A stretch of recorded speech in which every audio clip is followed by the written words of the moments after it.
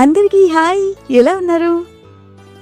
మీకు ఈ సీజన్లో కొన్ని కథలు చెప్తాను. ఇవి మా ఇరుగు పొరుగు ఇళ్లలో నేను చూసిన, తెలుసుకున్న ప్రేమ కథలు. ప్రేమకి వేరువేరు రూపాలు. కొన్ని ఆదర్శవంతంగా ఉంటాయి, కొన్ని భయపడతాయి, ఇంకొన్ని బాధపడతాయి. అసలు ఒక ఇద్దరు మనుషుల మధ్య అర్థం తెలియని ప్రేమకు, ఆకర్షణకు మించి ఇంకెన్నో భావాలుంటాయి కదా.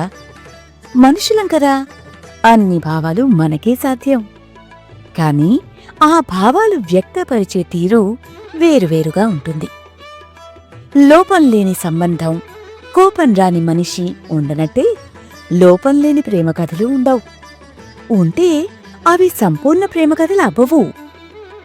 ఇక్కడ ఆ లోపాలకి మించి లోపాలు ఎంచని అవగాహన, స్నేహం మనుషుల మధ్య ఉన్నప్పుడు అవి అర్థవంతమైన ప్రేమ కథలవుతాయని తెలుసుకున్నాను. ఆ కథలే మీతో పంచుకోవాలనుకుంటున్నాను. ఇప్పట్లో చిన్నపిల్లలకి ఎన్నెన్నో విషయాలు చిన్నప్పుడే తెలిసిపోతున్నాయి. కానీ నా స్కూల్ అయ్యే వరకు నాకు పెద్దగా ఏమీ తెలిసేది కాదు. అప్పట్లో ఆ అవసరం కూడా ఉండేది కాదు. అప్పుడే మా నాన్నగారికి డబుల్ ప్రమోషన్ వచ్చింది. అప్పటి వరకు హైదరాబాద్లోనే అద్దెకుండేవాళ్ళం. కానీ ప్రమోషన్ వచ్చాక సొంత ఇల్లు లేదా కనీసం అపార్ట్మెంట్లో ఫ్లాట్ అయినా కొనాలి అనుకున్నారు నాన్న. హైదరాబాద్కి కాస్త దూరంలో, అదే అవుట్స్కర్ట్స్లో లోన్ తీసుకుని ఒక చిన్న విల్లా ఇంటికి అడ్వాన్స్ కట్టారు.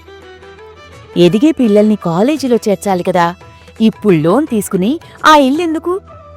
పోనీ తీసుకునేది సిటీలో తీసుకోకుండా ఎక్కడో ఊరవతలెందుకో?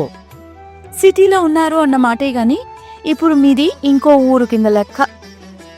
ఇక మిమ్మల్ని చూడాలంటే దసరాలకి, సంక్రాంతికి ప్లాన్ చేసుకోవాలేమో అని చుట్టాలంటున్నారని అమ్మ కూడా అనాలనుకున్న మాటలు కూడా కలిపేసి నాన్నతో పరోక్షంగా అంటూ విమర్శలు మొదలుపెట్టింది. నిజానికి అటెటో వెళ్లడం నాకు ఇష్టం లేదు. ఏంటి, స్నేహితులకి దూరం అవుతానని బెంగగా ఉందా? ఇంకో 2 ఏళ్లు పోయి ఇంటర్ అయిపోతే ఏ ఇంజనీరింగ్ కాలేజ్కి వెళ్లాలన్నా దూరాలెళ్ళాలి. అదే ఆ దూరం ఇప్పుడే వెళ్తే ఆ దూరాలు తగ్గిపోతాయి. కొత్త మనుషుల మధ్య కొత్త పరిచయాలు కొత్త విషయాలు నేర్పుతాయి. ఈ పొల్యూషన్కి దూరంగా ప్రశాంతంగా ఉండొచ్చు. పైగా ఇప్పుడు నా దగ్గర ఉన్న డబ్బుతో సిటీలో కొనే పరిస్థితి కాదు. కానీ ఏదో ఒకరోజు ఊరవతల అన్న మీ అమ్మలాంటి వాళ్లే ఈ ఇంటిని చూసి ఆశ్చర్యపోతారు. పెరిగే రేట్లు అలాంటివి. మీ అమ్మకి ఇవేవీ తెలీదు, విమర్శించడం తప్ప. అయినా ఇలా మార్పును అలవాటు చేసుకుంటేనే జీవితంలో ప్రతి మార్పు మంచి మలుపుకి దారితీస్తుంది. నమ్మాలి. అర్థమైందా అని నాతో అన్నారు నాన్న. నిజానికి ఆ మాటల్లో ఉన్న లోతు నాకు అర్థమయ్యేలోపే 2 ఏళ్ల ఇంటర్ అయిపోయింది. ఊరవతల విల్లా సిద్ధం కూడా అయిపోయింది.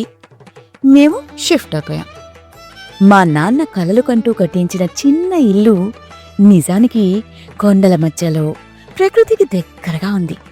అయితే అది గేటెడ్ కమ్యూనిటీ. సెక్యూరిటీకి లోటు లేదు అని అందరూ అనడం విని అమ్మ కూడా పర్లేదులే అనుకుంది. మాతో పాటు ఇంకో 44 కుటుంబాలు తోడుగా ఉంటాయని, ఫేజ్ 2లో ఇంకో 55 విల్లాలకి ప్లానింగ్ చేస్తున్నారని అప్పట్లో విన్నాను. ఇప్పుడు అదే ఏరియాలో మాతో ఇంకో 12 గేటెడ్ కమ్యూనిటీలు వచ్చేసాయనుకోండి. అయితే అప్పుడెప్పుడో 18 ఏళ్ల ముందు నాటుకుపోయిన జ్ఞాపకాలు ఇంకా తలుచుకుంటే కొత్తగా, హాయిగా మీకు చెప్పేలా అనిపిస్తాయి.